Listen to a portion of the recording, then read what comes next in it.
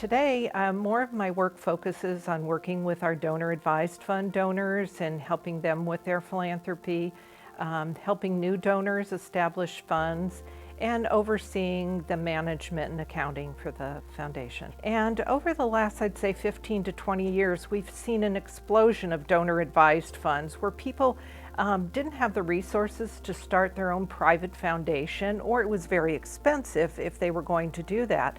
So the thought that they could establish what is closest to a private foundation in a donor-advised fund, put assets into it, whether it's a house, whether it's appreciated stock or cash, and then let that grow over time and make grants to the charities that they love to support. So many people then say, gosh, this is a great idea. I'd like my donor-advised fund.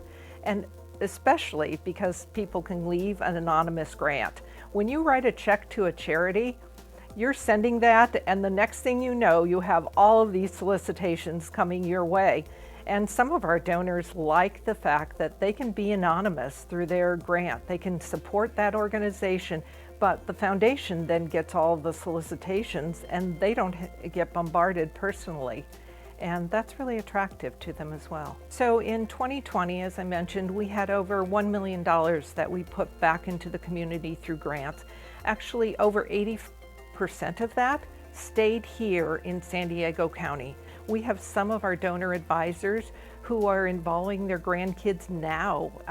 They will give them a certain amount of money out of their fund, and they say, you make decisions, and they have to do the research. And one parent makes their kids write up a little essay, like their homework assignment, and say, you tell us why we should fund this particular charity.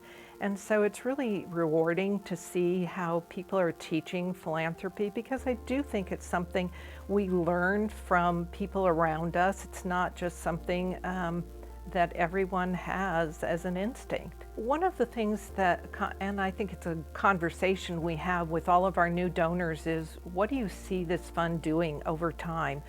And do you want to involve your children or grandchildren? And some donors will say, nope, I just don't want to. Here's the way we want it to be handled. I don't want to burden them.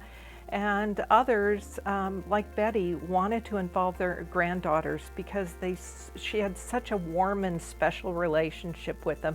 And today, when I send them ideas for the community, they'll respond, oh, Grandma would have loved that. I could just see her just smiling and cheering that this is the type of grant that she would make. And that's really the type of thing that I'm sure if Betty were here today and saw the reaction of her granddaughters, she would be delighted, because some people just have that ability to pass on their legacy to others. And so that's something we really try to do.